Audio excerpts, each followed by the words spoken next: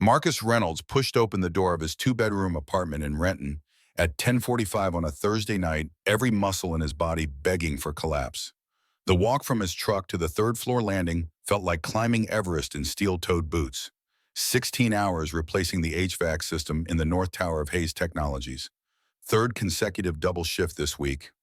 His blue work uniform carried the stench of machine oil and sweat, the knees stained dark from crawling through ventilation shafts, his hands still tingling from the vibration of power tools. Emma was sleeping over at his sister Beth's place until morning. The apartment should have been silent, dark, empty. But water was running in the kitchen, dishes clinked against porcelain. Footsteps moved across the tile floor he'd installed himself 2 years ago when the landlord refused to fix the cracked linoleum. Marcus's pulse kicked into overdrive. Someone was inside his home. He moved down the hallway without breathing, each step deliberate and silent, despite the weight of his work boots. His hand closed around the umbrella near the coat rack. Not much of a weapon, but better than nothing. The kitchen lights spilled into the darkened living room, casting long shadows that danced with each movement of whoever stood at his sink. A woman. Back turned, dark hair falling loose past her shoulders. White blouse that probably cost more than his monthly rent. A pair of expensive heels lay discarded beside the counter as if she'd been here long enough to get comfortable. She turned. Marcus froze completely, the umbrella slipping from suddenly numb fingers. Victoria Hayes, CEO of Hayes Technologies, the woman who'd built a $280 million company from nothing. The woman employees whispered about in break rooms, calling her the Ice Queen for the way she could fire someone without a flicker of emotion crossing her face. The woman Marcus had only ever seen from a distance during quarterly all-hands meetings, standing at podiums in $1,000 suits, her voice crisp and emotionless as she discussed profit margins and strategic initiatives. Standing in his kitchen, at his sink, washing his dishes. The absurdity of it punched through his exhaustion like a shot of adrenaline. Her voice came out soft, almost gentle, too controlled, like she was delivering bad news to a terminal patient and trying to cushion the blow. "Mr. Reynolds, I know you weren't expecting me." The formality of it struck him as almost funny. Almost. If his heart wasn't hammering against his ribs like it was trying to escape. "What the hell are you doing in my house?" The words came out harder than he'd intended, but rage was replacing shock now. This woman who'd never spoken to him, who walked past maintenance workers like they were furniture, who represented everything wrong with corporate America, was standing in his kitchen like she belonged here. Victoria set down the plate she'd been washing with the kind of care someone might use handling a museum artifact. Her face remained composed, professional, the same mask she probably wore in board meetings. But her eyes told a different story. Not surprise, not embarrassment, regret. "I came here to tell you the truth about what's been happening to you at Hayes Technologies, about why you've been suffering." Her voice wavered on the last word and the first crack in that professional veneer. Marcus watched her hands grip the edge of his sink knuckles, whitening. "And Marcus, what I'm about to tell you will break your heart." A bitter laugh escaped him before he could stop it. No humor in it. Just the sound of a man who'd been pushed too far and was too tired to care about consequences. "You're the CEO of a company worth hundreds of millions. You don't make house calls. You don't wash employees' dishes at 11 at night. So what is this really, some kind of PR stunt? Undercover boss episode I didn't sign up for?" Victoria turned to face him fully, and for the first time Marcus really looked at her. Really saw her. The dark circles under her eyes that makeup couldn't quite hide. The way strands of hair had escaped from what had probably been a tight bun hours ago, the slight tremor in her hands as she brushed them against her slacks. She moved to his kitchen table, the cheap one he'd bought at a yard sale 3 years ago, and sat down. Her shoulders sagged in a way Marcus had never seen from the Ice Queen. A gesture of surrender, of exhaustion, of something that looked dangerously close to defeat. "Please sit down." "I'd rather stand, and it's Mr. Reynolds to you." The formality felt important, a way to maintain distance, to remember she wasn't a person in his kitchen, but the embodiment of a system that had been grinding him down for 2 years. Silence stretched between them like a physical thing. Victoria's composure fractured just slightly, hairline cracks spreading across that professional mask. "You're right, I've been blind." willfully blind. She pulled out the chair across from where he stood and lowered herself into it like her legs wouldn't hold her anymore. I built this company with my own hands. 8 years ago, I was 23 with $30,000, a Stanford dropout, with a dream of creating a workplace where people mattered. I worked 100-hour weeks, sacrificed relationships, health, any semblance of a normal life. And somewhere along the way, I stopped seeing the people who actually make my company run. Marcus wanted to stay angry. Anger was safe. Anger kept him from feeling the hope that was trying to claw its way up his throat. But something in her eyes, raw and vulnerable and utterly sincere, made it hard to hold on to. 4 weeks ago, I was reviewing financial records, budget allocations that didn't match up. I started digging, and what I found, she pulled papers from a leather bag Marcus hadn't noticed sitting beside the table. Spreadsheets, payroll documents, employee records. Marcus, do you know why you work 16-hour shifts while other technicians work 8? The shift in tone caught him off guard. Direct, pointed, like she was cross-examining him in a deposition. Because Richard says we're short-staffed. You're not short-staffed. Victoria pushed the papers across his table. Marcus moved closer despite himself, his eyes scanning names and numbers that didn't make sense at first. Rebecca Foster, employee ID 4782, HVAC technician. Hired 18 months ago, salary $47,000 annually. Bank deposits to Wells Fargo account ending in 8291. William Grant, employee ID 4791, electrical technician. Hired 20 months ago, salary $49,000 annually. Bank deposits to Chase account ending in 4405. Trevor Hudson, employee ID 4805, systems technician. Hired 22 months ago. Salary $48,500 annually. Bank deposits to Bank of America account ending in 7732. These 3 people don't exist. Victoria's voice had gone flat. Clinical, like she was reading a coroner's report. Richard Holloway has been reporting phantom employees to corporate, collecting their salaries and making you cover the workload of 4 people. Marcus felt his legs go weak. He sank into the chair without deciding to, his hands reaching for the papers like they might reveal this was all some terrible mistake, some misunderstanding. But the numbers didn't lie. $144,500 per year, times 2 years.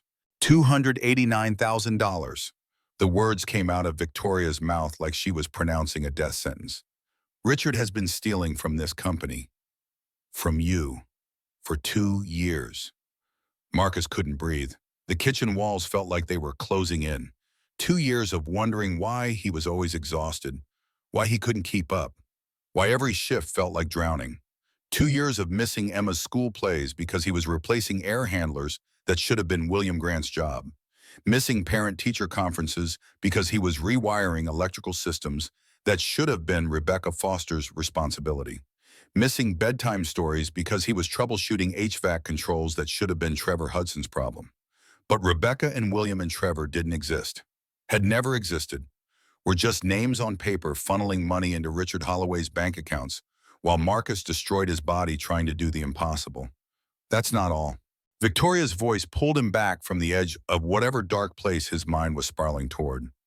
She slid another set of documents across the table. 2 folders, one red, one blue. Your performance reviews, the ones that have kept you from getting promoted for 2 years. Marcus didn't want to look, knew what they said, had memorized every word of those reviews, had read them late at night when Emma was asleep, trying to figure out what he was doing wrong, how he could improve, what he needed to fix. But Victoria opened the red folder first. Official performance review. Marcus Reynolds error rate, 12%, productivity, 78% of standard overall assessment, meets requirements but needs improvement. Recommendation not suitable for promotion at this time. The words were knives, had been knives for 2 years, cutting into him every time he read them. Proof that he wasn't good enough, would never be good enough. That he was failing Emma by being mediocre at the one thing that was supposed to provide for her. Victoria closed the red folder and opened the blue one. Actual performance data. Marcus Reynolds error rate, 0.3%. Highest performing technician in company. Productivity, 340% of standard customer satisfaction, 4.9 out of 5.0. Comparative ranking.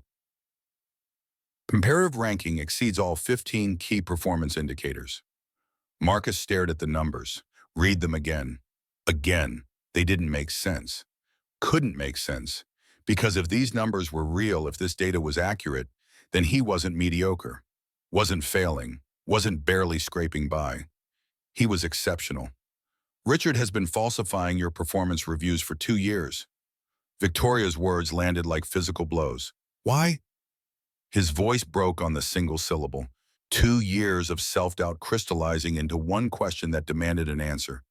Victoria leaned forward and something in her expression shifted. Not pity, something harder. Something that looked like rage held under tight control. Because you're good at your job, Marcus. Too good. If corporate leadership saw your real performance numbers, you'd be promoted immediately. You'd be earning what you deserve, making decisions, having authority, and Richard would lose his cash cow. Someone skilled enough to do the work of 4 people without complaining. Someone who believed the lie that he wasn't good enough, so he kept pushing harder, working longer, never asking questions. The truth of it hit Marcus like a freight train. He stood up suddenly, the chair scraping against the floor, and walked to the window overlooking the parking lot.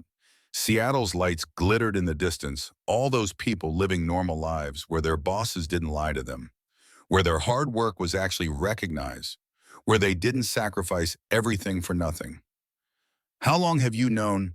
The question came out like an accusation because that's what it was.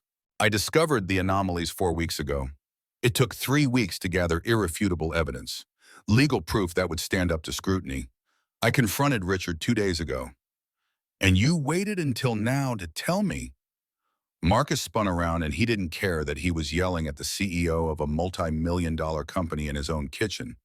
Didn't care that she could destroy his career with a phone call. Didn't care about anything except the fact that she'd known for 4 weeks while he'd worked himself to death, thinking he was failing. Victoria flinched but didn't look away, didn't make excuses, just sat there and took it. I needed legal proof before I could act. And Marcus, Richard isn't the only one. This is happening in 4 other departments. 12 employees total being exploited the same way you are. I needed to understand the full scope before I could move. Marcus turned back to the window because looking at her was too hard. Because her explanation made sense and he hated that it made sense. Hated that she'd been protecting the company and other victims while he'd been drowning. Why are you here? His voice came out quieter now, drained of the rage that had been the only thing holding him upright. Why didn't you send HR an email? Have your lawyers handle this? The question hung in the air between them. Marcus heard Victoria stand, heard her footsteps on his cheap linoleum floor, felt her presence beside him at the window, even though she didn't touch him. When I saw your file, when I saw what's been done to you, to realize something. Her voice had gone soft, vulnerable in a way that made Marcus actually turn to look at her. The Ice Queen was gone. Just a woman standing in his kitchen, looking like she was carrying a weight too heavy for one person to bear. You have a daughter, Marcus, a 7-year-old girl who barely sees her father because he's too busy being exploited by my company. And your wife, she passed away 3 years ago. Marcus nodded stiffly, not trusting his voice. You've been raising Emma alone while working yourself to death for people who don't appreciate you. For a system I created, that I allowed to exist through my negligence. Tears were forming in Victoria's eyes now, and Marcus had never seen the Ice Queen cry, had never imagined she was capable of it. I sat in my office last night looking at your address, and I thought about calling, sending an email, having HR schedule a meeting, but none of that felt like enough. She gestured around his modest kitchen, at the dishes she'd washed, at the floors she'd swept, at the coffee maker she'd cleaned. I know this doesn't fix anything. I know showing up here is intrusive and probably crazy, but I needed you to see that I know, that I'm not hiding behind my title or my lawyers, that I'm willing to stand in your kitchen and face what my company has done to you. The sincerity in her voice cracked something open in Marcus's chest. Anger and hope and grief all mixing together into something he couldn't name, couldn't process, could barely survive feeling. Numbers don't show you a man collapsing on his couch every night because he's too exhausted to put his daughter to bed properly. They don't show you someone skipping meals because they're not sure they can afford groceries and rent in the same week. Victoria's words painted a picture of his life with uncomfortable accuracy, made him wonder how much research she'd done, how deeply she'd looked into the wreckage Richard's lies had created. Marcus wanted to hate her, wanted to blame her for all of it because she was the CEO and the buck stopped with her. But the woman standing in his kitchen wasn't some untouchable corporate executive. She was human, flawed, trying desperately to fix something she'd broken through negligence rather than malice. "I don't need your pity." The words came out quiet but firm, a line in the sand. "Good, because I'm not offering pity, I'm offering respect and a partnership." Victoria stepped closer, and Marcus could see the exhaustion written into every line of her face, could see someone who'd been awake for days trying to untangle a mess of her own making. "You know this company inside and out, Marcus. You know where the problems are because you've lived them. Help me fix this, not just for you, but for everyone else stuck in the same trap." Marcus crossed his arms, a defensive posture he couldn't quite abandon, even as his anger started to fade into something more complicated. "And if I say no, then you say no. I'll still make the changes. Still deal with Richard and anyone else who's been exploiting my employees. Still ensure you're compensated for what was done to you. But it won't be as effective without someone who understands what it's really like down there." She met his eyes, and the honesty in her gaze was almost painful to witness. "I need you, Marcus. The company needs you. And whether you believe it or not, I think you need this too." Marcus wanted to argue, wanted to tell her she was wrong, but exhaustion was catching up to him now that the adrenaline was fading. Exhaustion and the crushing weight of 2 years of lies finally being exposed. 2 years of thinking he was failing when he'd been succeeding. 2 years of believing he wasn't enough when he'd been more than enough all along. "I need time to think." Victoria nodded immediately, a relief crossing her features. "Take all the time you need. I'll have the offer sent over. Operations manager position, 95,000 salary, real benefits, 40-hour weeks maximum, no obligation to accept." She moved toward the door, gathering her bag and her discarded heels. But she paused at the threshold, looking back at the photo on his refrigerator. Marcus and Emma at the park last summer. Emma's missing front tooth on full display as she grinned at the camera, both of them laughing at something Marcus couldn't remember anymore. "She looks like you. Same eyes." Marcus felt himself soften despite everything. "People say she has her mother's smile." "I'm sorry for your loss. I can't imagine raising a child alone." The sympathy in Victoria's voice sounded genuine, not performative, not the kind of empty condolence people offered at funerals. "Do you have kids?" "No, no husband, no kids, no life outside work, really." The admission came out matter of fact, but Marcus heard the loneliness underneath it, recognized it because he'd been living with a different kind of loneliness for 3 years, the kind that came from losing your partner and never quite figuring out how to be whole again. "For what it's worth, what you did tonight, coming here, most CEOs wouldn't." Victoria smiled small and sad. "Most CEOs didn't build their company from nothing, didn't start as the underdog. I used to be you, Marcus. I just forgot."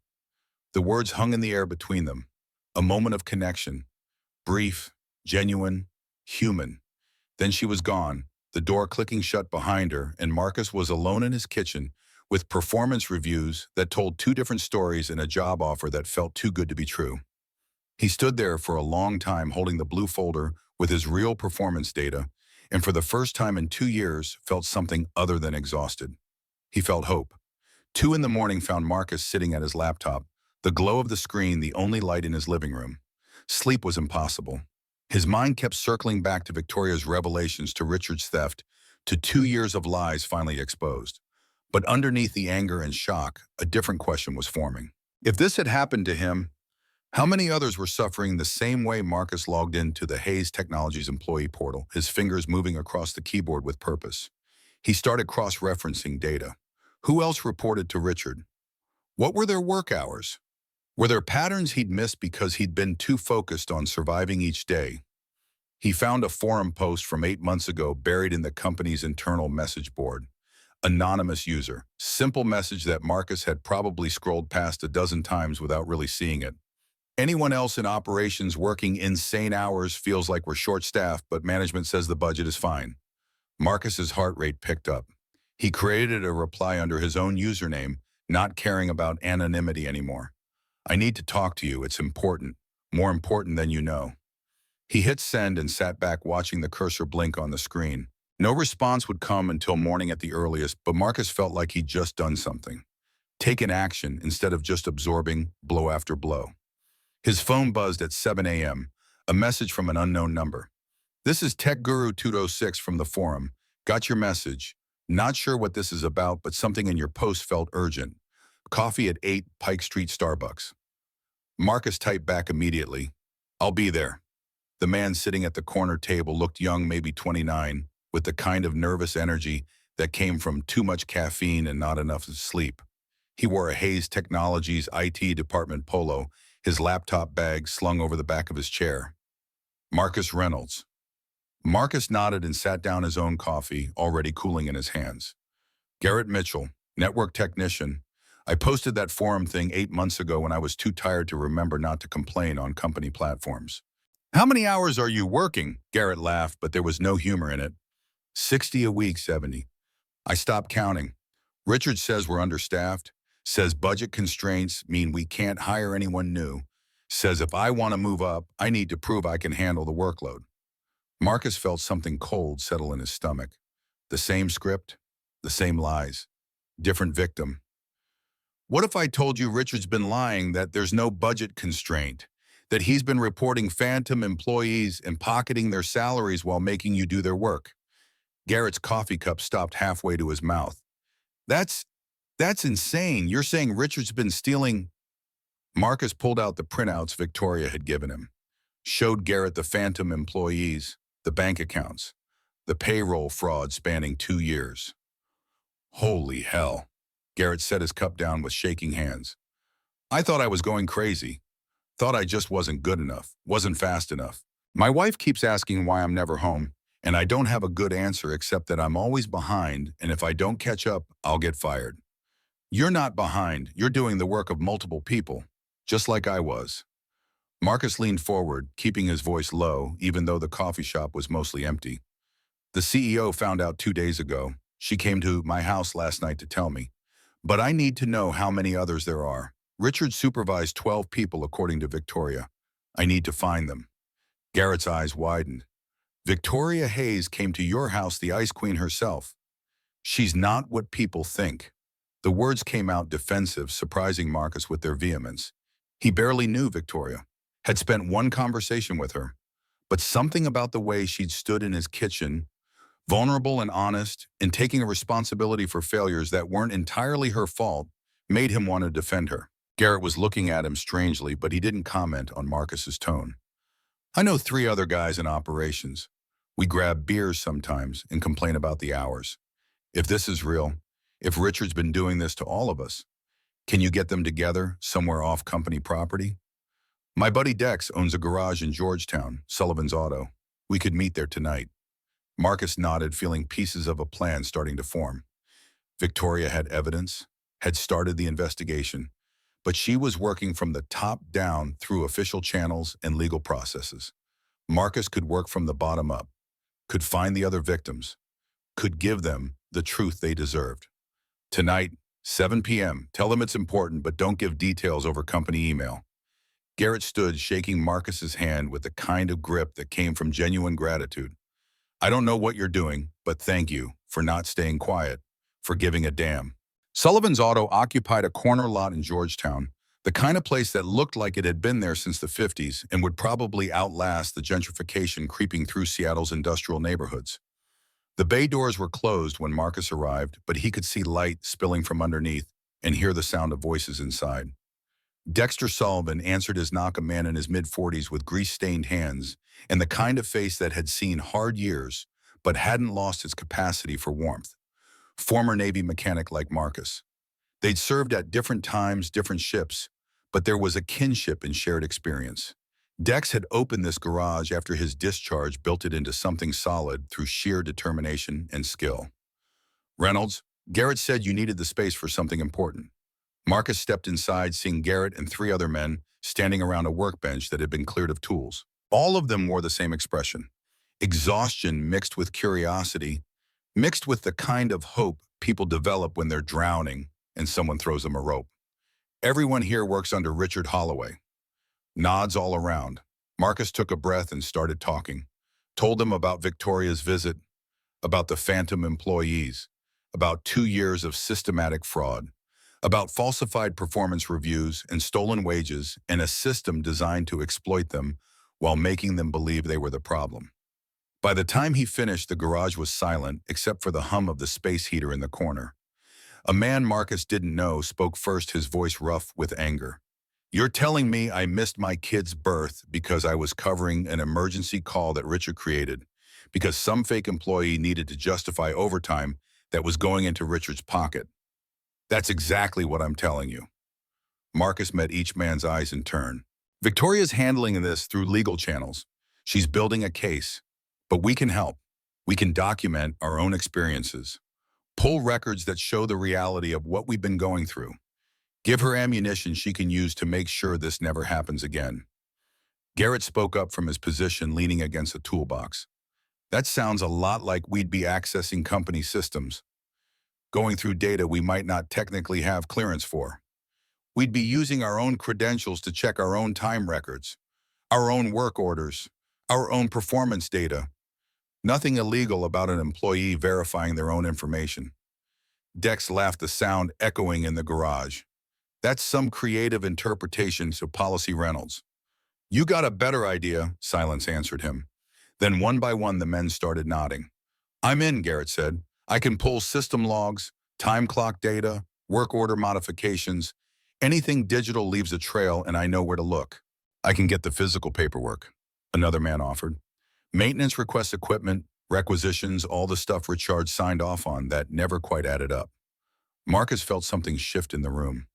Felt these men who'd been isolated in their suffering, each thinking they were the only ones struggling, suddenly becoming a team. A force. Something that could push back against the system that had been crushing them. "We do this carefully," Marcus said.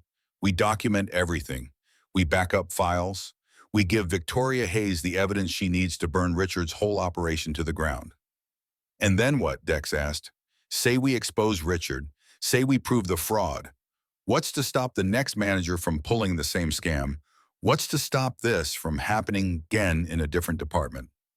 The question hit at the heart of something Marcus had been thinking about since Victoria left his apartment. Exposing Richard was important. Getting justice for the 12 victims was critical.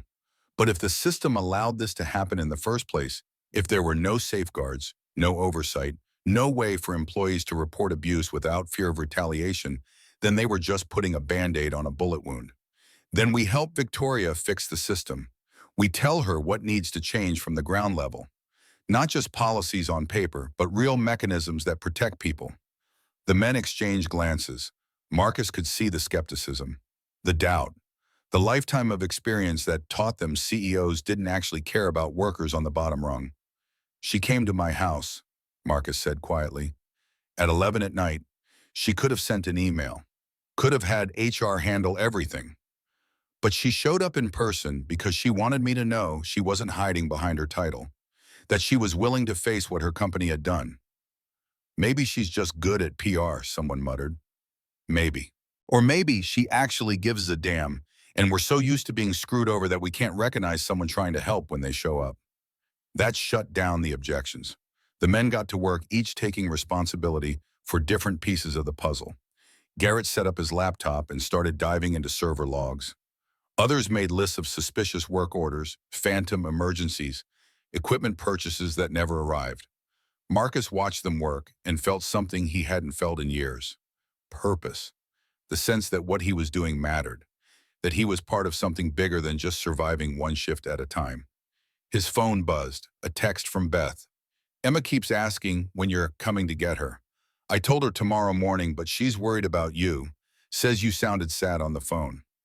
Marcus typed back quickly. "Tell her I'm okay. Tell her Daddy's fighting to make things better." 3 hours later, they had everything. Time clock manipulations showing systematic deletion of overtime hours. Work orders that had been modified after completion to make productivity look lower. Equipment requisition forms for tools that were never delivered but were charged to the budget anyway. Emergency maintenance calls created out of thin air to justify Richard's own overtime, while his crew handled the fake crises. Garrett transferred everything to 3 separate USB drives, encrypted, backed up, impossible to deny.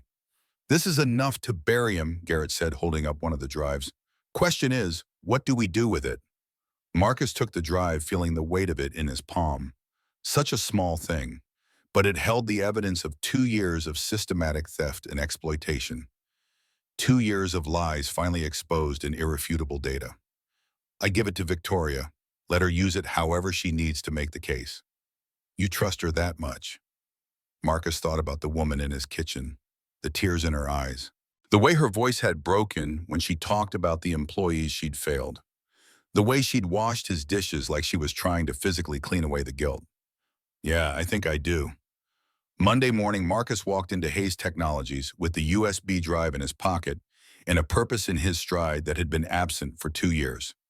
He didn't stop at his locker, didn't check in with the shift supervisor, walked straight to the executive floor where Richard Holloway's office occupied a corner with windows overlooking the city. Richard was at his desk, gray hair, perfectly styled belly, straining against his button-down shirt, face buried in his computer screen. He looked up when Marcus knocked, surprise flickering across his features before being replaced with his usual condescending smile. "Reynolds, what are you doing up here? Shouldn't you be on the floor?" Marcus stepped inside and closed the door behind him.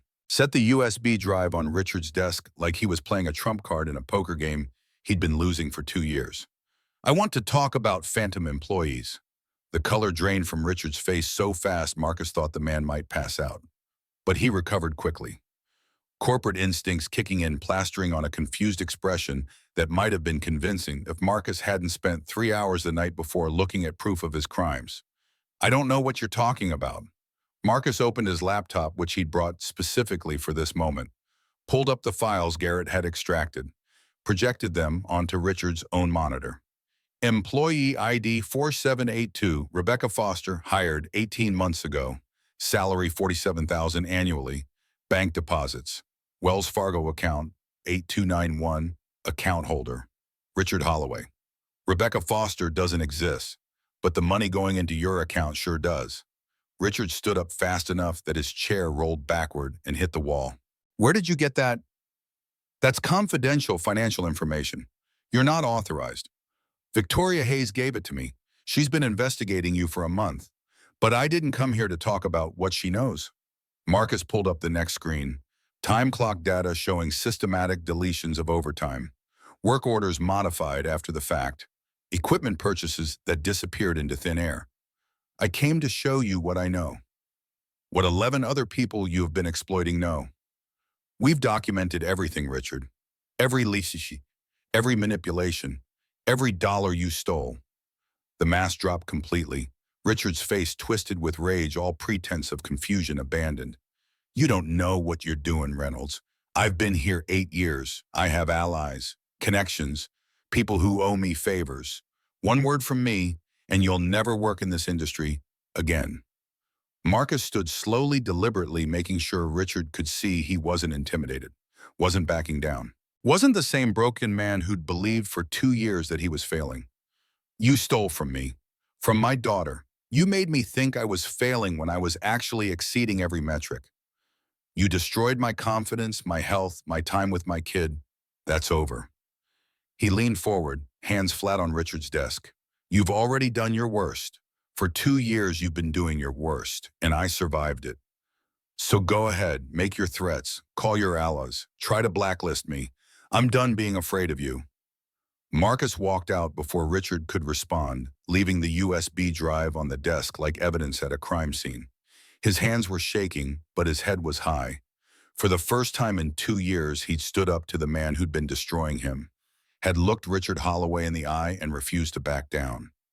He made it to the elevator before his phone rang. Victoria's name on the screen.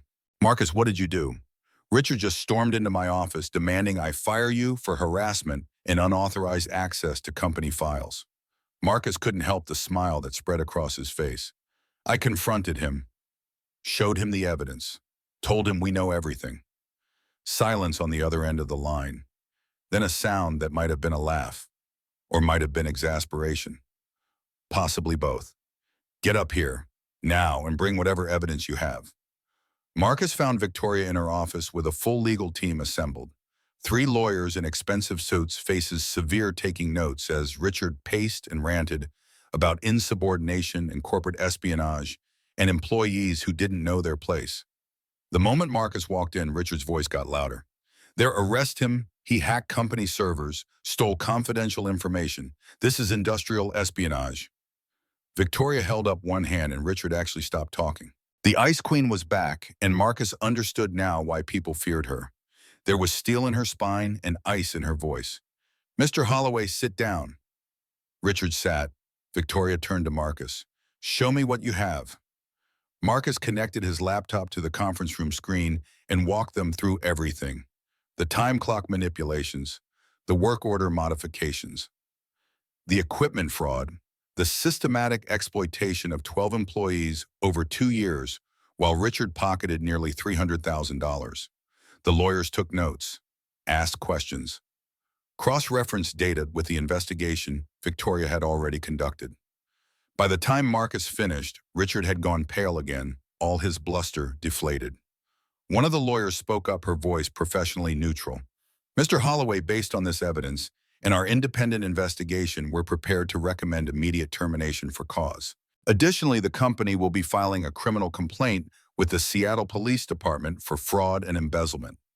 "You can't do this. I have a contract. I have rights." Victoria stood, and something in her expression made even the lawyers go quiet. "You have the right to legal representation. You have the right to due process.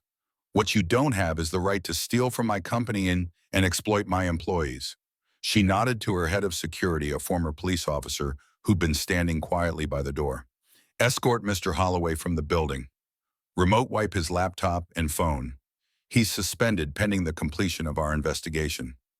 Richard was still protesting as security let him out, but his voice had lost its power. He was just a man who'd gotten caught and was facing the consequences of 2 years of systematic theft. When the door closed behind him, Victoria sank into her chair like her legs wouldn't hold her anymore. "That was either the bravest thing you've ever done or the most foolish." Marcus couldn't quite tell if she was angry or impressed. "Had to be done." He was never going to stop unless someone stood up to him. "You could have gotten yourself fired or arrested if Richard's accusations had any merit. But they didn't, because what we did was legal. What he did wasn't." Victoria looked at him for a long moment, something shifting in her expression. Respect maybe, or recognition, like she was seeing him as something other than a victim for the first time. "I want you to work with me, not just take the operations manager position. I want you directly involved in the reforms, every policy change, every new oversight mechanism, every protection we put in place. I want your input." Marcus felt the offer land like a physical thing. This was more than a job, more than a promotion. This was a partnership, a chance to actually fix the system that had broken him. "Why me? You've got consultants, experts, people with degrees and experience. Because you lived it, because you know what it's really like, because you're willing to fight even when it's hard, because you confronted Richard this morning when you could have just taken your settlement and walked away, because you found the other victims and organized them and built a case, even though no one asked you to." Victoria stood and walked around her desk until she was facing him directly. "I need someone who cares about fixing this, not someone who cares about their resume or their bonus or their career trajectory. And I think that's you." Marcus thought about Emma, about the 2 years he'd lost with her because he'd been too exhausted to be present, about all the other parents in all the other departments who were missing their kids' lives because systems like Richard's were allowed to exist. "I'm in, but I want something in return." "Name it." "I want the other 11 victims involved too, not just me. They deserve to be part of building something better." Victoria smiled, and it transformed her face, made her look younger, less like the Ice Queen and more like the woman who'd stood in his kitchen trying to make amends. "Partners." Marcus shook her hand, feeling the firmness of her grip, the certainty in it. "Partners." 3 weeks passed in a blur of paperwork and learning curves steep enough to give Marcus vertigo. The operations manager office felt foreign wrong, like wearing someone else's clothes that didn't quite fit. Dual monitors glowed with spreadsheets he barely understood. His desk phone had an extension that rang with questions he didn't always know how to answer. Business cards arrived with his name printed in clean sans serif font, mocking him every time he looked at them. Marcus Reynolds, operations manager. The voice in his head wouldn't shut up. Imposter, fraud. They'll figure out you're just a mechanic playing dress-up in a corner office. His first major decision cost the company $3,000. He'd approved overtime for a crew without routing it through finance, first bypassing protocols he hadn't known existed. The rejection email arrived within an hour, CCing Victoria and half the accounting department. Heat had crawled up Marcus's neck as he read the formal reprimand, couched in corporate speak, about proper authorization chains and budgetary controls. The second mistake came 2 days later when he tried to hire an additional technician without securing budget approval from the quarterly planning committee. The HR director called him personally, voice dripping with the kind of patience people reserve for children and idiots. "Mr. Reynolds, we have processes for headcount requests. You can't just decide we need another body and start posting job listings." Marcus had apologized, hung up, and stared at his monitors, wondering how people survived in environments where doing the right thing required 15 signatures and a committee vote. By the end of week 1, he'd sent an email to the entire company announcing a safety protocol change without running it past communications first. That one earned him a personal visit from the PR director, a severe woman named Sheila, who explained in excruciating detail why company-wide announcements needed media training and legal review. What if your email had created liability? What if it contradicted our insurance policies? What if reporters had picked it up and misconstrued your intent? I was trying to keep people safe. Sheila's expression suggested this was the wrong answer.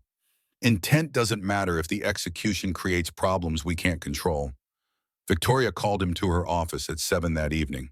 Marcus trudged up to the executive floor expecting to be fired, demoted, or worse, pitied.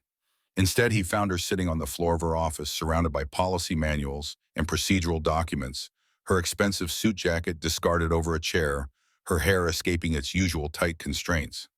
"Sit." Marcus sat on the floor across from her because the informality of it felt less intimidating than perching in one of her guest chairs while she lectured him about his failures. "Your first week was a disaster." "I know." "Good. Self-awareness is the first step." Victoria pushed a 3-ring binder toward him. Approval workflows, authorization matrices, communication protocols, budgetary thresholds. The bureaucratic machinery that kept a corporation running without descending into chaos. You can't just approve things because they're right, Marcus. You have to navigate the system, understand the channels, know who needs to sign off before you move. Frustration bubbled up hot and bitter. The system is what let Richard steal for 2 years. The system is what kept me working 80-hour weeks while everyone looked the other way. Now you're telling me I have to work within it. Yes, because until we change it, trying to operate outside, it just creates chaos. We work within the framework while we build something better. We use the rules to rewrite the rules. Marcus wanted to argue, but exhaustion won out. He'd spent 12 years in the Navy where following procedures was gospel.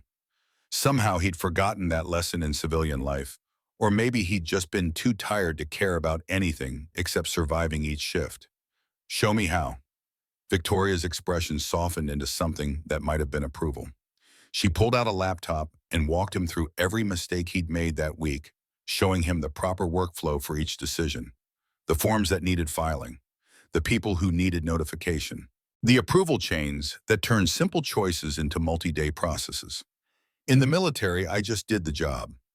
Nobody needed 3 signatures to replace a compressor. The military has different accountability structures, different command hierarchies. Corporate America runs on covering your ass and distributing liability. Welcome to middle management, where 80% of your time is paperwork and 20% is actual work." Marcus laughed despite himself, the sound surprising them both. "I preferred 100% fixing broken things." "Too late. You're in the office trap now, no escape." The easy banter caught him off guard, made him see Victoria as something other than the CEO who'd upended his life. Just a woman who'd probably made her own share of mistakes climbing the ladder, who understood what it meant to feel out of place in a role that didn't quite fit. They worked until past 10, Victoria drilling him on approval processes until Marcus's head spun with org charts and decision trees. She ordered Thai food from a place that delivered late, and they ate it straight from the containers while going over budget allocation procedures. You're being patient with me. You think so. Most people find me terrifying. You are terrifying, but you're also trying to help. Victoria set down her pad thai and looked at him directly, something shifting in her expression. I don't want you to fail, Marcus. I need you to succeed. Not just for the company, but because if you can't make this transition, it proves the system is too broken to fix from the inside. The weight of that statement settled between them. Marcus was more than an employee being promoted. He was a test case, proof of concept, evidence that people from the bottom could rise up and change things if given the chance. No pressure then, immense pressure. But I think you can handle it. Marcus drove home that night with his head full of procedures and his chest full of something that felt dangerously like belonging. Saturday afternoon found Marcus at Pike Place Market with Emma watching his daughter weave between vendor stalls with the kind of energy only 7-year-olds possessed. She'd been staying with Betham all week while Marcus adjusted to his new schedule. And guilt sat heavy in his chest every time he looked at her. New job or not, he was still missing her life in increments of hours that added up to days. Emma stopped at a flower vendor, her small hands reaching toward a bouquet of sunflowers taller than she was. Can we get flowers for Aunt Beth? She let me make cookies, and I got flour everywhere, and she didn't even get mad.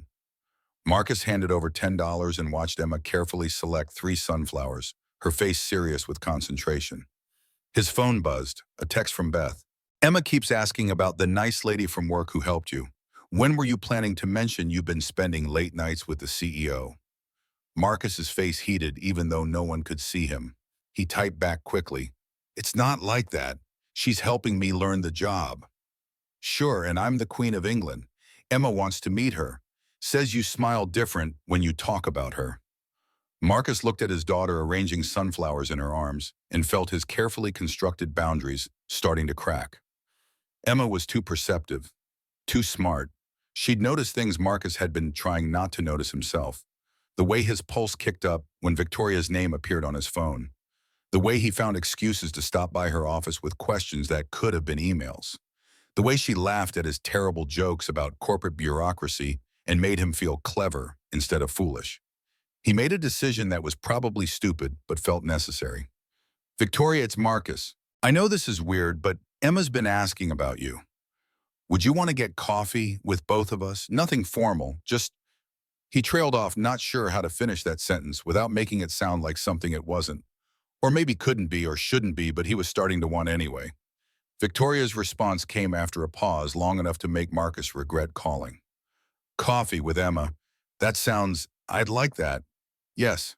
Relief and anxiety hit simultaneously. Pike Place Cafe. Tomorrow, 2 o'clock. I'll be there. Marcus hung up and looked at Emma, who was watching him with eyes that saw too much. The nice lady wants to meet you. Emma's face lit up like Christmas morning. Really, can I wear my butterfly dress, the purple one Mommy got me? The casual mention of Sarah hit Marcus like it always did, a sharp ache that had dulled over 3 years, but never quite disappeared. Emma talked about her mother in present tense sometimes as if Sarah was just away on a trip, instead of buried in a cemetery 20 minutes from their apartment. You can wear whatever you want, sweetheart. Emma spent the rest of Saturday practicing what she'd say to Victoria. Marcus listened to her rehearse introductions in the bathroom mirror and wondered what the hell he was doing, bringing his daughter into the complicated mess of his professional and increasingly unprofessional feelings about his boss.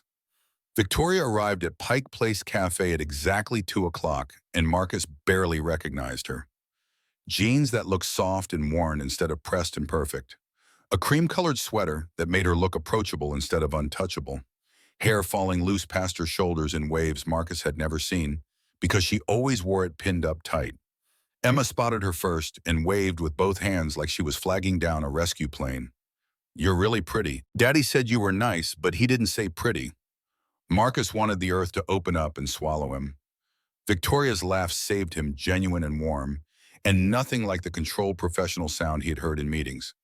"Thank you, Emma. You're pretty too. I love your dress. Are those butterflies?" "Magic butterflies. They're different from regular butterflies because they grant wishes, but only if you're really, really nice." Victoria sat down across from them, and Marcus watched something in her posture shift. The corporate armor fell away completely, replaced by genuine curiosity, as Emma launched into an explanation of the difference between magic butterflies and regular butterflies that involved a complicated mythology Emma had apparently been developing for months. "So the magic ones live in the rainbow forest, and they only come out when kids are being brave." "Exactly. Did your mommy tell you about them too?" A shadow crossed Victoria's face so quick Marcus almost missed it. "No, sweetheart. My mom wasn't really the storytelling type." Emma considered this with the seriousness of a child who couldn't imagine a childhood without stories. "That's sad. Stories are important. Daddy tells me stories every night. Well, he used to, before he got so tired." The observation landed like an accusation, even though Emma's tone held no judgment. Just a 7-year-old stating facts she'd learned to accept. Marcus felt Victoria's eyes on him but couldn't meet her gaze. "Your dad's been working very hard, but that's going to change now. He won't be so tired anymore." "That's what he says, but grown-ups say lots of things." The casual cynicism from someone so young made Victoria's expression crack into something raw. She reached across the table and took Emma's hand with a gentleness that surprised Marcus. "I promise we're going to make things better. For your dad and for lots of other people too." Emma studied Victoria's face like she was searching for lies, then nodded. "Okay, I believe you. You have kind eyes." They spent the next hour drawing on napkins. Emma showed Victoria how to shade butterfly wings with the side of a pencil. Victoria taught Emma a technique for drawing perfect circles she'd learned in an art class years ago. Marcus watched them together and felt something dangerous blooming in his chest. Something that looked like family, like belonging, like a future he'd stopped letting himself imagine after Sarah died. Emma needed the bathroom and skipped off with explicit instructions not to talk to strangers. The moment she was out of earshot, Victoria's composure crumbled slightly. "She's incredible. You're raising an amazing kid." "Most days I feel like I'm barely keeping us afloat." "That's parenting, or so I imagine. I wouldn't know." The loneliness in Victoria's voice made Marcus look at her fully. Really see her, a woman who'd sacrificed everything for a company that was supposed to mean something. Who'd woken up one day and realized she'd built a prison of her own making. Who was sitting in a coffee shop drawing butterflies with a 7-year-old and looking more alive than Marcus had ever seen her. "Emma asked me something this morning." Victoria's attention sharpened. "She asked if you were going to be her new mom." The words hung between them like a grenade with the pin pulled. Victoria's hands stilled on the napkin she'd been doodling on. "What did you tell her?" "I told her families come in lots of different shapes. That sometimes people who aren't related by blood can still care about each other." "That's diplomatic." Marcus leaned forward, keeping his voice low even though the cafe was loud enough to drown them out. "She's already attached to you, after one coffee date. And I need you to know that if this, whatever this is between us, if it goes wrong, it won't just hurt me. It'll hurt her. And I won't let her get hurt again." Victoria met his eyes and he saw fear there. Real, genuine fear. "I don't know how to do this, any of this. I've never had a relationship that lasted longer than 3 months. I work 80 hours a week. I don't know how to be someone's anything." "Neither do I. Not since Sarah died." They sat in that honesty for a moment, two people who were disasters at relationships for completely different reasons, connected by a 7-year-old who believed in magic butterflies and second chances.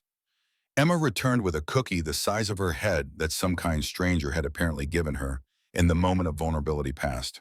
But Marcus felt it lingering between them for the rest of the afternoon as Emma chattered about school and showed Victoria pictures on Marcus's phone of her science fair project that had explosively failed in front of the entire class. Victoria laughed at the photos, and Marcus committed the sound to memory, filed it away as evidence that the Ice Queen was a myth, that underneath the corporate armor was someone warm and real and capable of joy. They walked Emma to Marcus's truck afterward, and she hugged Victoria with the unself-conscious affection of childhood. "Can you come to our house next time I have way more crayons there?" Victoria looked at Marcus, a question in her eyes. He nodded. I'd love to, Emma. Driving away, Marcus caught Emma's reflection in the rearview mirror. She was smiling at her napkin drawing, and something in his chest settled into place. A decision made without words. A line crossed without stepping. This was going to get complicated. But maybe complicated was worth it. Monday morning, Marcus arrived at work to find his phone exploded with notifications. 53 text messages, 27 missed calls.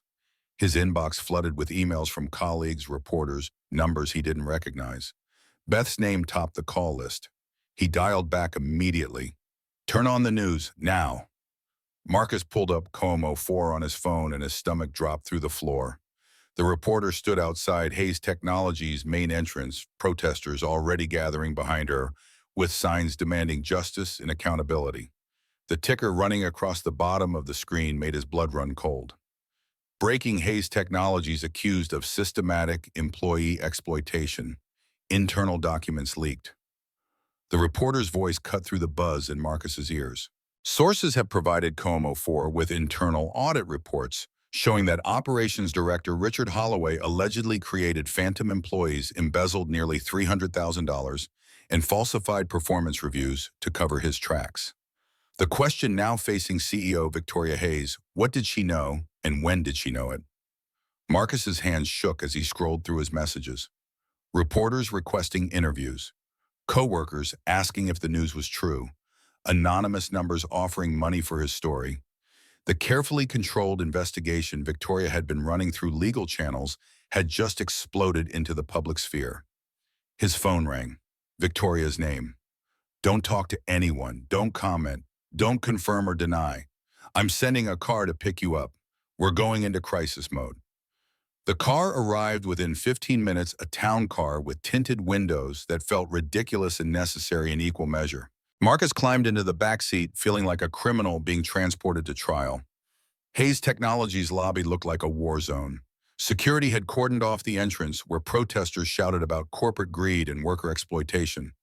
News vans filled the parking lot, satellite dishes pointed at the building like weapons. Marcus slipped in through the loading dock, guided by security to a service elevator that bypassed the chaos. The executive conference room held Victoria, 3 lawyers Marcus recognized from the Richard confrontation, and a PR director who looked like she hadn't slept in days. Everyone turned when he entered, and Marcus felt the weight of their scrutiny like a physical thing. Who leaked? Victoria's voice cut through the tension like a blade. She stood at the head of the table, still in her Ice Queen armor, no trace of the woman who'd drawn butterflies with Emma visible in her rigid posture. One of the lawyers, a severe woman named Patricia, pulled up documents on the screen. The leaked materials match our internal audit reports almost exactly. Whoever provided them to the press had access to materials that should have been restricted to this room and the investigation team. So we have a mole, or someone who thinks transparency is more important than corporate liability. Patricia's tone suggested she had opinions about which was worse. The PR director, Sheila, jumped in with the kind of energy that came from multiple espressos and impending disaster. We need to get ahead of this. Issue a statement. Control the narrative before it controls us. One of the lawyers immediately objected. Any statement that confirms the allegations. We stay silent, let our lawyers handle this through proper channels. Silence makes us look guilty, like we're hiding something. We're protecting the company from liability exposure. That's our job. Voices started overlapping, lawyers and PR fighting for control of the response strategy. Marcus watched Victoria's face go from controlled to barely restrained as the arguing escalated. Enough. The single word cut through the chaos. Everyone went silent. Victoria straightened to her full height, and Marcus saw the woman who'd built a company from nothing, who'd fired people without blinking, who commanded respect through sheer force of will. We release a statement, full transparency. Victoria, that increases our legal exposure. I don't care. Her voice had gone cold. Final. We did wrong. We're fixing it. That's the truth. That's what we're going to say. Sheila leaned forward, her PR instincts kicking into overdrive. We could position this as new leadership cleaning house, make you the hero who discovered the problem and took action. Turn the narrative to your favor. No, Ian. Victoria's response was immediate and sharp. I'm not the hero. I enabled this by not paying attention. We tell the truth. We failed our employees. We're making it right. No spin, no clever framing, just honesty. Marcus felt something shift in his chest. Admiration mixed with fear, mixed with a desperate hope that honesty would be enough. That transparency could save them from the storm gathering outside. Patricia pulled up polling data focus group research scenario modeling. The truth might not be enough. Shareholders are already calling for your resignation. The stock dropped 4% in the first hour of trading. If we admit fault without a strong counter-narrative, you could lose your position. Then I lose my position. Victoria said it like she was commenting on the weather. Like her entire life's work wasn't on the line. I'd rather lose the company than lose myself to protecting it. Marcus heard echoes of their conversation in her kitchen. About building something that mattered. About remembering why she started. He stood up before he could second-guess the impulse. Victoria's right. All eyes turned to him. He felt like an imposter again, but pushed through it. Hiding makes it worse. Covering up proves we haven't learned anything. We admit we failed. We show what we're doing to fix it. We prove that companies can change if they're willing to face hard truths. Sheila looked at him like he'd just suggested setting money on fire. That's very idealistic, Mr. Reynolds, but we're dealing with real-world consequences here. Legal liability, stock prices, shareholder lawsuits, and 12 employees who spent 2 years being exploited while everyone looked the other way. They deserve better than corporate spin. The lawyers exchanged glances. Patricia pulled Victoria aside, voice low but urgent enough that Marcus caught fragments. Unprecedented risk, liability exposure, potential criminal charges if this goes wrong. Victoria listened, nodded, then turned back to the room. We're doing a press conference. Today, I'll make a statement, take questions, own what happened, and Marcus is coming with me. Absolutely not. Patricia's objection came fast and firm. Putting an affected employee on stage with you creates massive liability. He could say something off script, could open us up to lawsuits we haven't anticipated. He's part of this story. He deserves to be part of telling it. Victoria looked at Marcus, asking a question without words. He nodded. I'm in. The press conference was scheduled for 2 p.m. The team spent the next hours crafting statements, anticipating questions, building a framework for honesty that wouldn't create unnecessary legal exposure. Marcus watched Sheila work and grudgingly admitted she was good at her job. She wasn't trying to hide the truth, just present it in a way that acknowledged fault without inviting lawsuits. There was an art to it he hadn't appreciated before. The press room was packed. Every major Seattle outlet, national news stringers, tech industry reporters who'd been covering Hayes Technologies for years. Marcus stood backstage and watched the crowd through a gap in the curtains, his heart hammering against his ribs hard enough to hurt. You don't have to do this. Victoria appeared beside him, close enough that he could smell her perfume. Something subtle and expensive that he'd started associating with safety. Yes, I do. Those 12 people need to see that someone's standing up, that we're not hiding. You're braver than you give yourself credit for. Marcus turned to look at her, finding vulnerability in her expression that she only let show when no one else was watching. What if this destroys everything you've built? Then I build something else, something better, something I'm not ashamed of. They called Victoria's name. She straightened her jacket, squared her shoulders, and walked onto the stage with her head high. Marcus followed 2 steps behind, feeling like he was walking into battle without armor. Camera flashes exploded like artillery fire. Microphones bristled from the press section like weapons. Victoria stepped to the podium and the room went silent. 6 weeks ago, I discovered something that fundamentally shook my understanding of the company I built. Hayes Technologies, my company, had been systematically exploiting employees, not through policy, not through intention, but through negligence, through my failure to see what was happening right under my nose. Her voice never wavered, never broke. She laid out the facts with surgical precision. Richard's fraud, the phantom employees, the falsified reviews, the systematic theft of wages and dignity from 12 people who deserve better.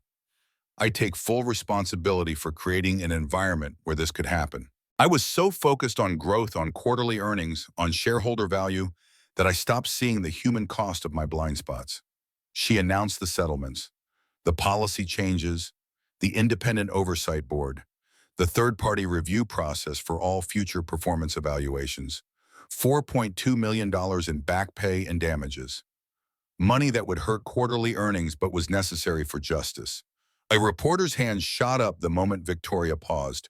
Ms. Hayes, should we expect criminal charges to be filed against you for enabling this fraud?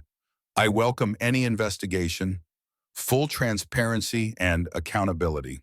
If prosecutors determine I bear legal responsibility, I'll face those consequences. Who is the man standing beside you? Marcus felt every eye in the room turn to him. His throat went dry. Victoria's voice stayed steady. This is Marcus Reynolds, operations manager at Hayes Technologies and one of the affected employees. He's been instrumental in developing our reform initiatives and ensuring we actually address the root causes of what happened. The same reporter focused on Marcus like a predator, spotting weakness. Mr. Reynolds, how do you feel working for the company that exploited you?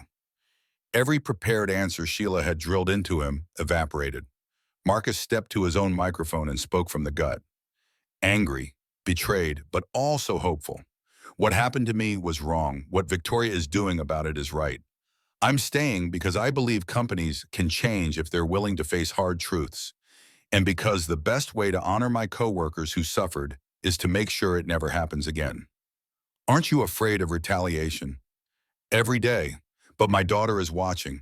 I want her to see that standing up for what's right matters even when it's hard, especially when it's hard.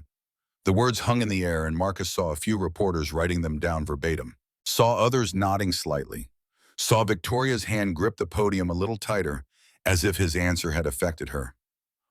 More questions came rapid fire, about timelines and accountability and shareholder response. Victoria fielded them with practiced skill, never defensive, never making excuses, just owning the failures and articulating the path forward. When it ended 40 minutes later, the general consensus seemed split. Half the room looked sympathetic. The other half looked like sharks sending blood. Marcus had no idea which reaction would win out in the next news cycle. Backstage, Victoria collapsed into a chair like her strings had been cut. I might have just destroyed my company. Marcus sat beside her, close enough that their shoulders touched. Or saved it. Stock's going to tank tomorrow. Probably, but you did the right thing. The right thing might cost me everything. Marcus thought about Emma asking if Victoria was going to be her new mom, about coffee shop drawings and butterfly wishes and all the fragile hope he'd been trying not to build on foundations that felt increasingly unstable. Then we'll figure it out, together. Victoria looked at him, and something passed between them that felt bigger than partnership, bigger than professional respect, something neither of them was ready to name but couldn't deny anymore. Together. Her phone rang, the board chairwoman. Victoria's expression went carefully neutral as she answered, but Marcus saw fear flash across her features before the corporate mask slammed into place. She walked away to take the call, and Marcus sat alone in an empty backstage room, wondering if he'd just watched a woman commit career suicide in the name of honesty. Wondering if telling the truth was always worth the cost. Wondering what happened next when the right choice destroyed everything you'd built. 2 days after the press conference, Marcus walked into Hayes Technologies to find the lobby transformed into a fortress under siege. Security had tripled. Metal barriers formed corridors, directing employees away from the main entrance, where protesters still gathered, their signs now professionally printed instead of hastily scrawled. The media presence had grown rather than diminished, cameras tracking every person entering or leaving, like the building itself was on trial. Hayes Technologies stock had opened down 18% that morning. Marcus had checked the ticker obsessively during his commute, watching numbers that represented people's retirement accounts and college funds bleed value because Victoria had chosen honesty over self-preservation. The business news channels played clips of the press conference on loop, analysts dissecting every word for signs of weakness, predicting either corporate transformation or total collapse, depending on which expert was speaking. His phone buzzed before he reached the elevator. Victoria's assistant with a message that made his stomach drop. Emergency board meeting in 30 minutes. Ms. Hayes requests your presence. Marcus had never attended a board meeting, didn't know the protocols or politics or how to behave in rooms where decisions worth millions got made by people whose net worth exceeded entire small towns. He rode the elevator to the executive floor, feeling like he was ascending to his own execution. The anteroom outside the board conference room held Victoria and her legal team huddled in urgent conversation. Patricia, the lead attorney, looked like she'd aged 5 years and 2 days. Sheila from PR was conspicuously absent, probably already drafting press releases for multiple scenarios, including Victoria's termination. Victoria saw Marcus and broke away from the lawyers, her corporate armor firmly in place, but cracks showing around the edges. Dark circles shadowed her eyes despite expertly applied makeup. Her hands trembled slightly when she touched his arm, guiding him away from the others. Thomas Whitmore is calling for a vote of no confidence. He's been working the other board members since the press conference, building support to remove me as CEO. Marcus felt the floor tilt beneath him. Can he do that? It's his job.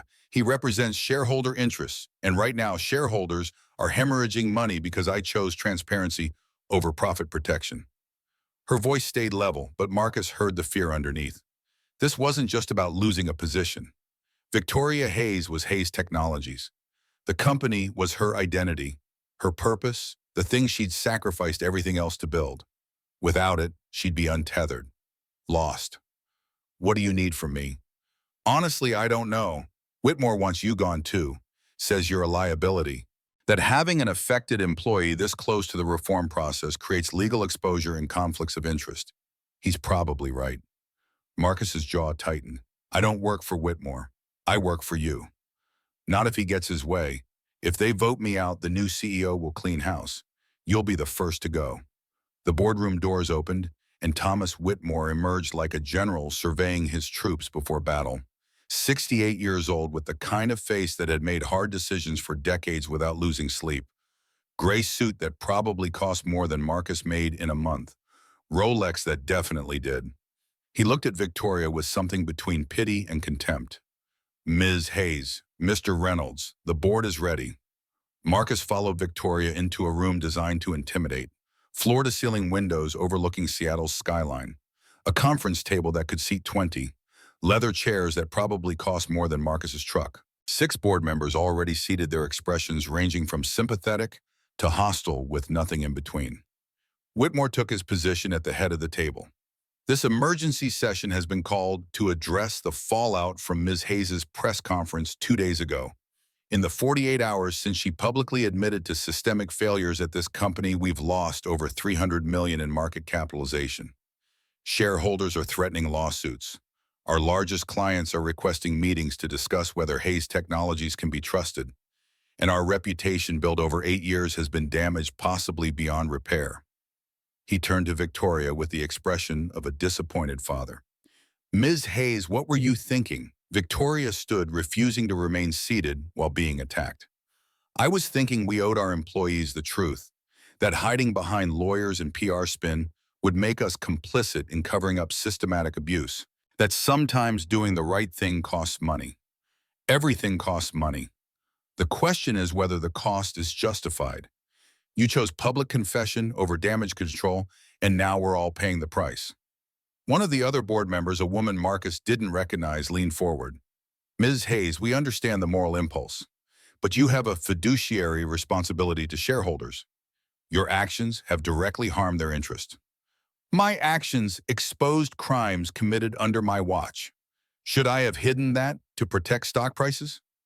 Whitmore slammed his palm on the table, the sound cracking through the room like a gunshot.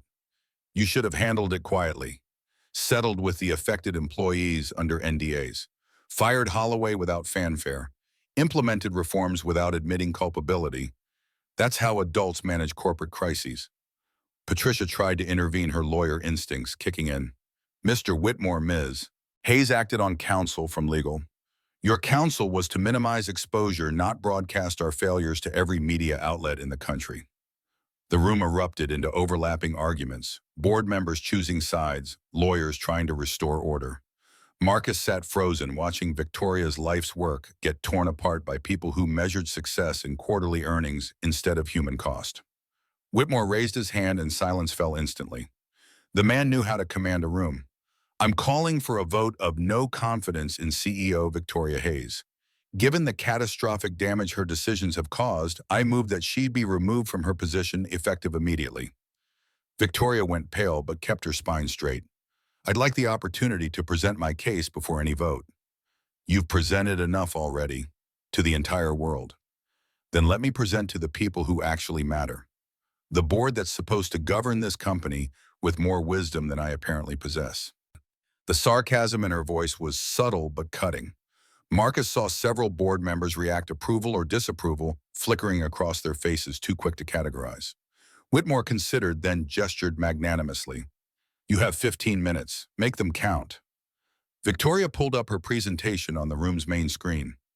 Dada Marcus had seen her compile over the past 2 weeks, working late into the night while the world outside screamed for her resignation. She clicked to the first slide and her voice shifted into the tone that had probably sold investors on Hayes Technologies 8 years ago. Confident, visionary, unshakable. When I founded Hayes Technologies, I was 23 with $30,000 in a belief that I could build a company where people mattered, where innovation came from treating employees like assets instead of expenses. For the first 5 years, we lived those values. Then we scaled, brought on investors who cared about growth rates, hired executives who optimized for efficiency, and somewhere in that process, I stopped walking the floors, stopped knowing my employees' names, stopped seeing the human beings making my success possible. She advanced to the next slide, showing the audit findings in stark numerical detail. 6 weeks ago, I discovered we'd become exactly what I swore we'd never be, a company that exploited workers while leadership looked the other way. I had a choice: handle it quietly, as Mr. Whitmore suggests, or face it publicly and prove we could change. And look where that's gotten us. Whitmore interrupted. Victoria didn't acknowledge him, just advanced to the next slide, showing data Marcus had helped compile from the 12 affected employees. I chose transparency. Yes, we've lost market value. Yes, we're facing lawsuits. But look at these numbers.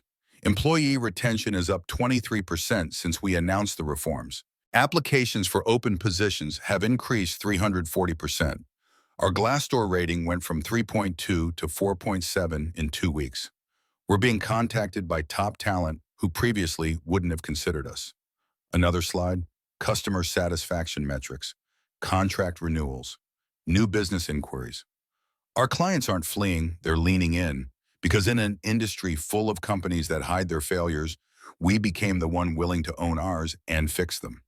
That's not weakness, that's a competitive advantage. Marcus watched board members actually paying attention now, instead of just waiting for their turn to attack.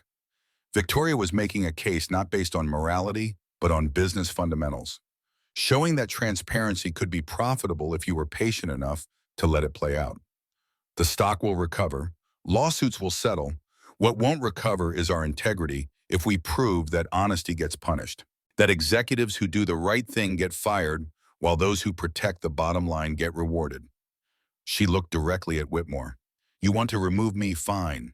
But first ask yourself what message that sends to our employees, to our customers, to every other CEO watching to see if courage gets rewarded or destroyed. Whitmore leaned back in his chair, steepling his fingers.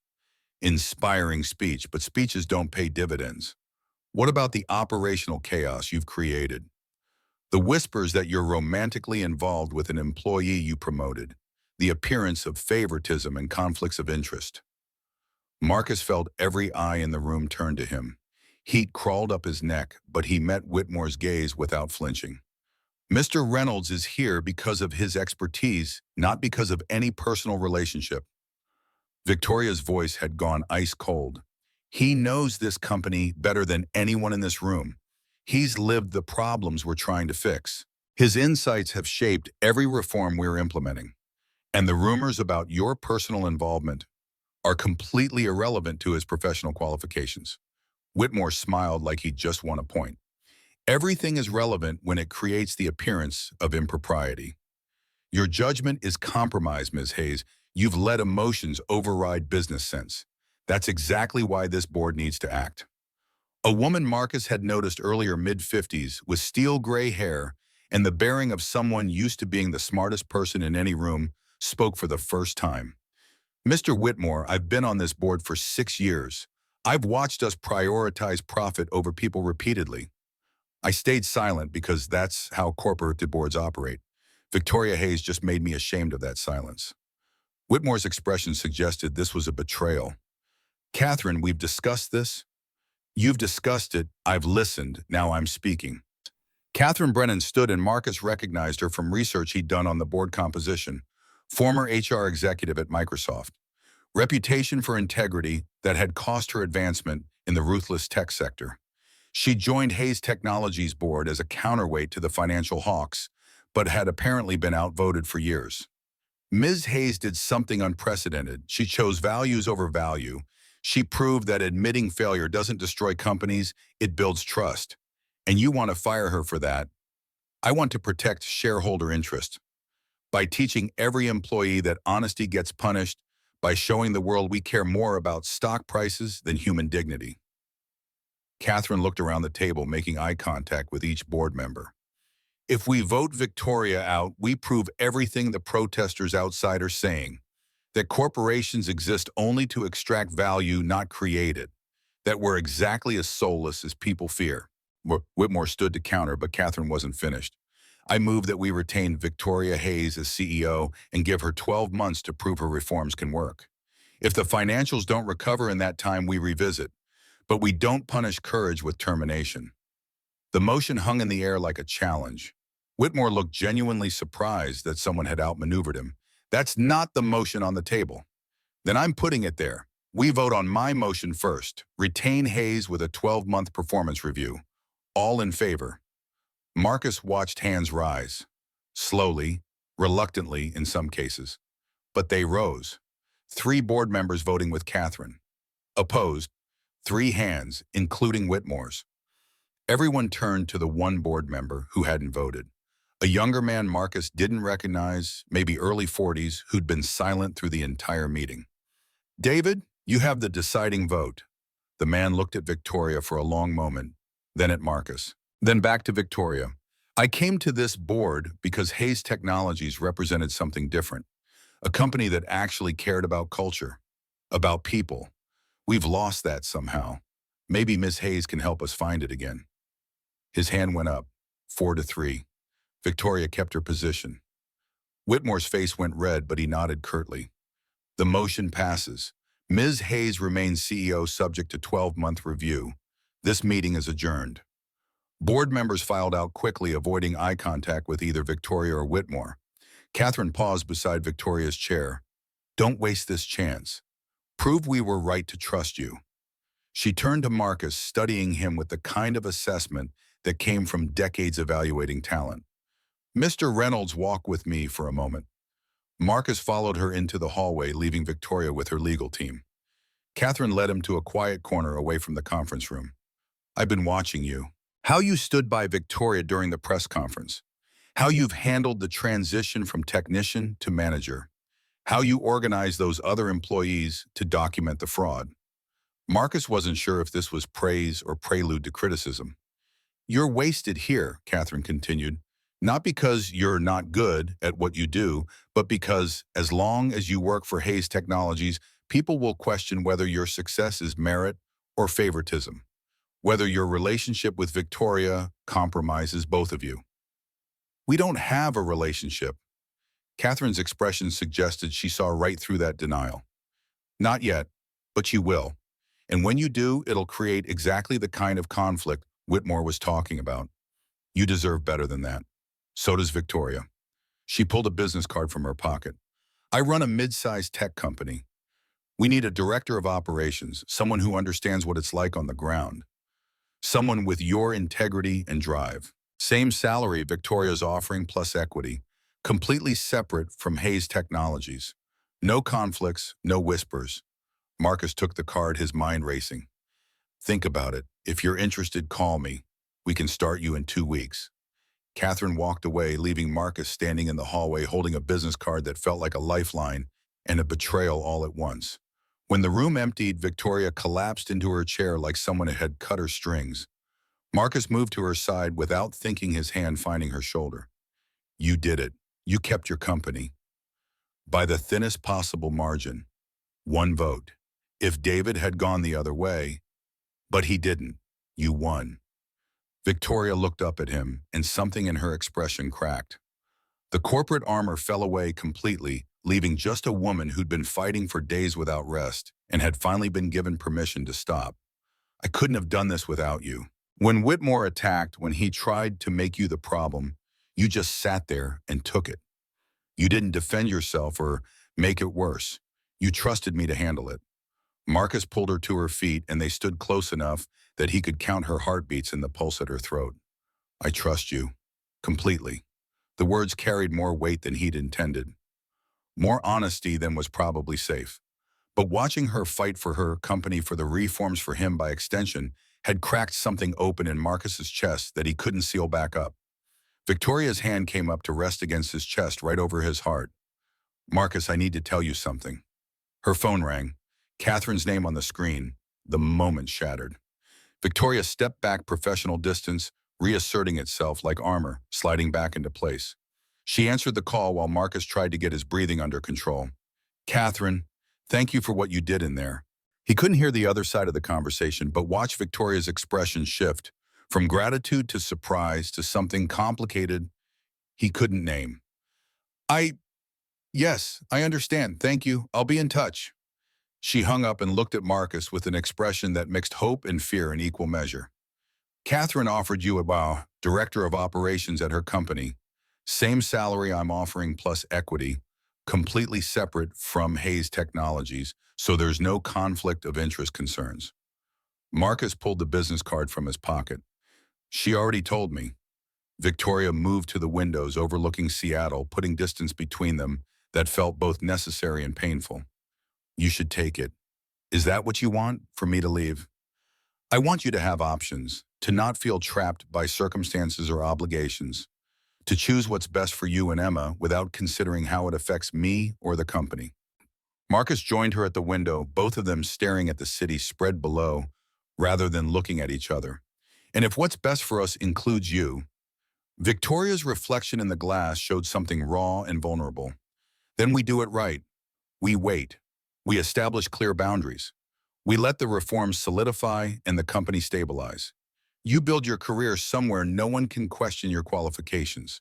And when enough time has passed that no one can accuse us of impropriety, we revisit what this is.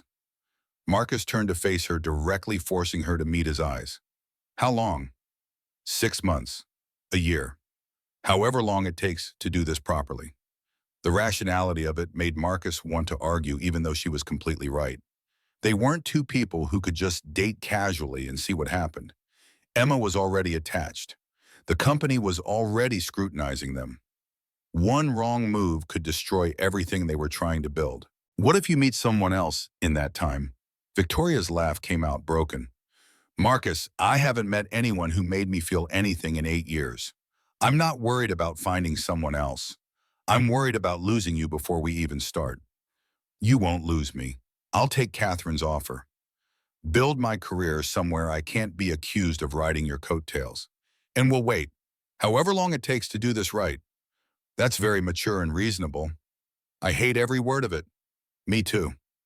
They stood in that honesty for a moment, two people who wanted something they couldn't have, yet choosing responsibility over desire because the stakes were too high to be reckless.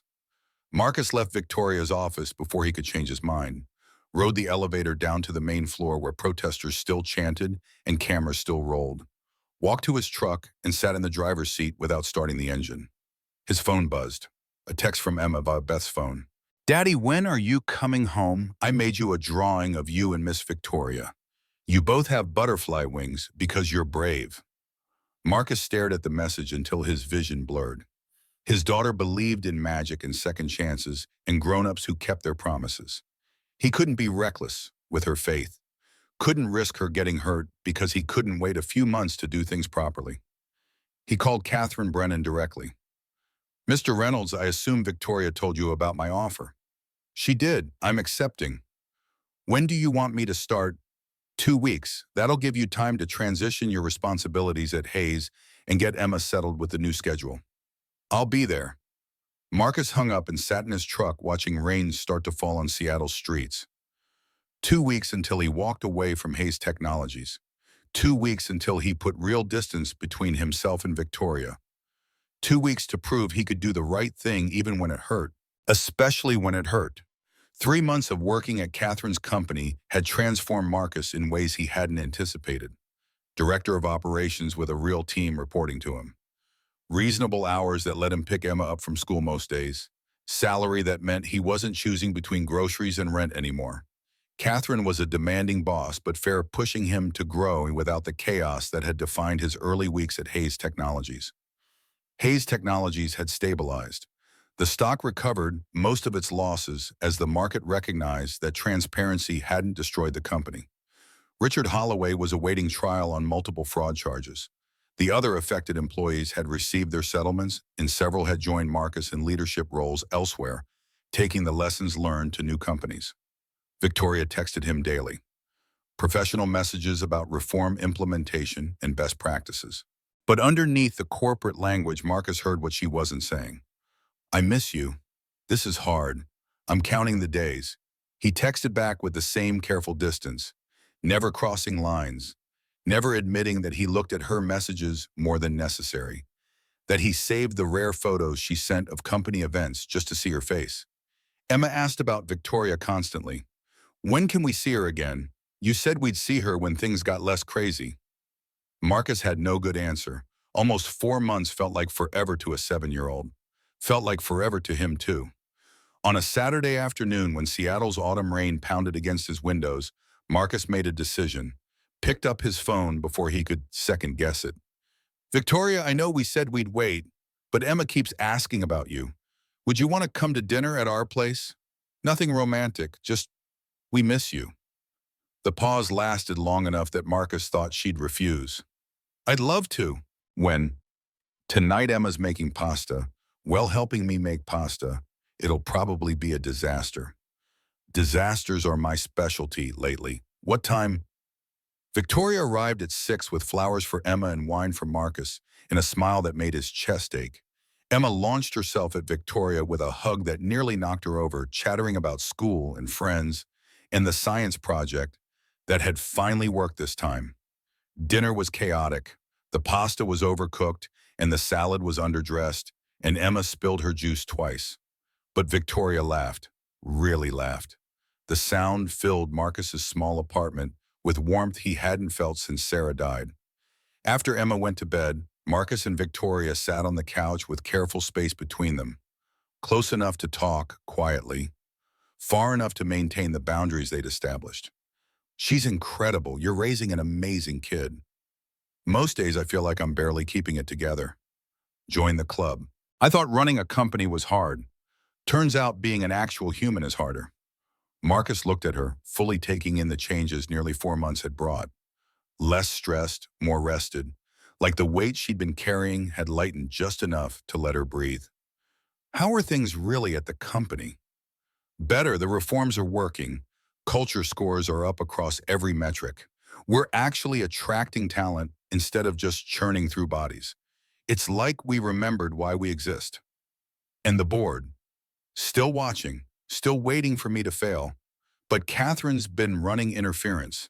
Turns out having an ally who's willing to fight makes all the difference. She turned to face him, vulnerability replacing the professional mask she usually wore. I've been thinking about us, about this waiting game we're playing.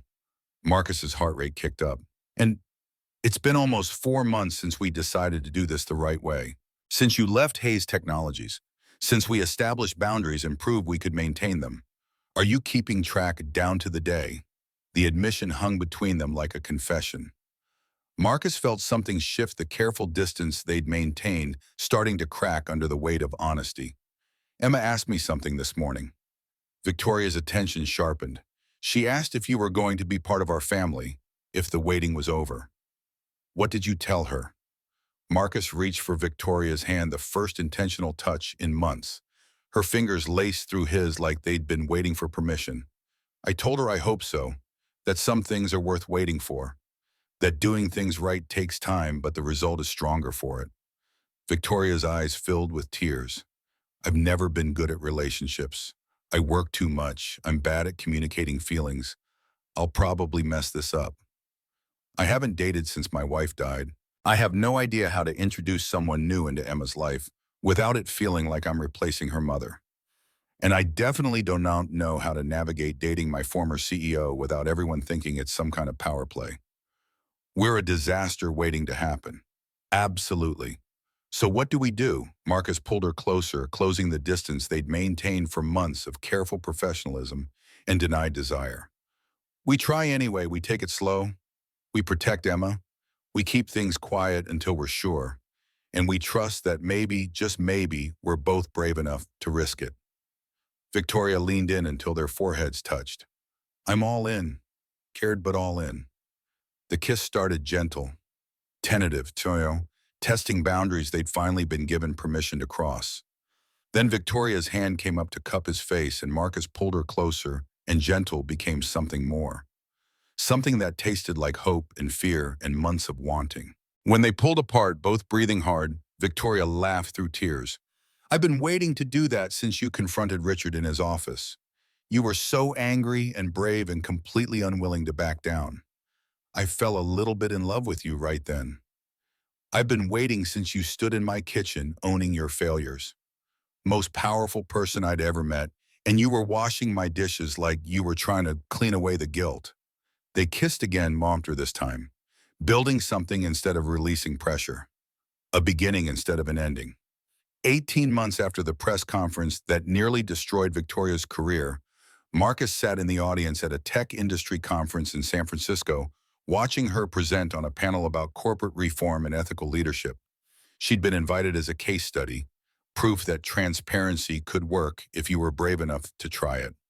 18 months ago, I made the hardest decision of my career. I chose to publicly admit that my company had systematically failed its employees. The stock tanked, shareholders threatened lawsuits.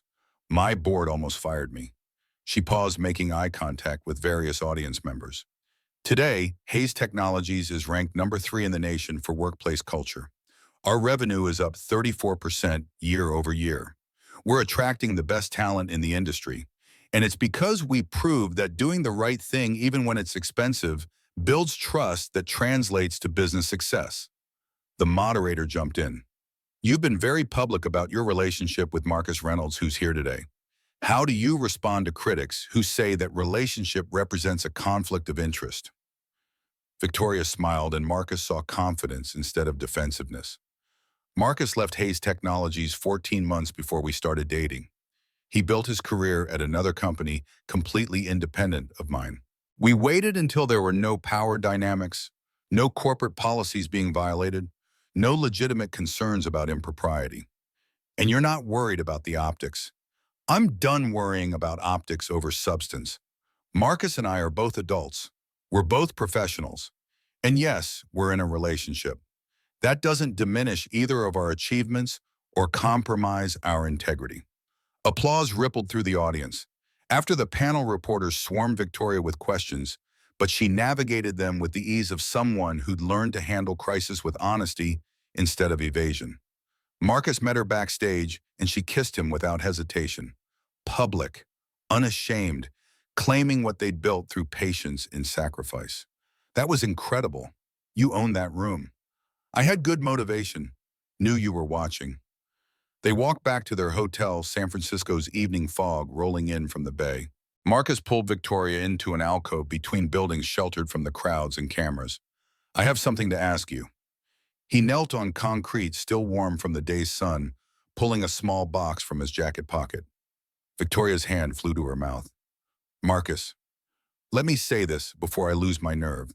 18 months ago, you walked into my life and turned everything upside down. You made me believe I was worth more than I thought. You fought for me when you could have protected yourself. You chose integrity over easy answers. He opened the box, revealing a simple platinum band with a single diamond. Elegant, understated, exactly Victoria's style. You and Emma taught me that success isn't about what you build, it's about who you build it with. You are the most courageous person I know, the most honest, the most willing to grow even when it hurts. Marcus, I don't deserve. Yes, you do. You deserve someone who sees you. Who knows you're not perfect and loves you anyway? Who'll stand with you when things get hard? He looked up at her, this woman who'd been called the Ice Queen and was actually made of fire and steel and unexpected tenderness. Victoria Hayes, will you marry me? Will you be part of our family? Will you let me spend the rest of my life proving you made the right choice when you chose honesty over self-preservation? Victoria sank to her knees, meeting him at eye level, tears streaming down her face. When I stood in your kitchen that night, I was trying to fix my biggest mistake. I didn't know I'd find my greatest success. You and Emma showed me what actually matters, made me remember who I wanted to be. She kissed him hard, tasting like salt, and promise. Yes, God, yes. Every day, yes.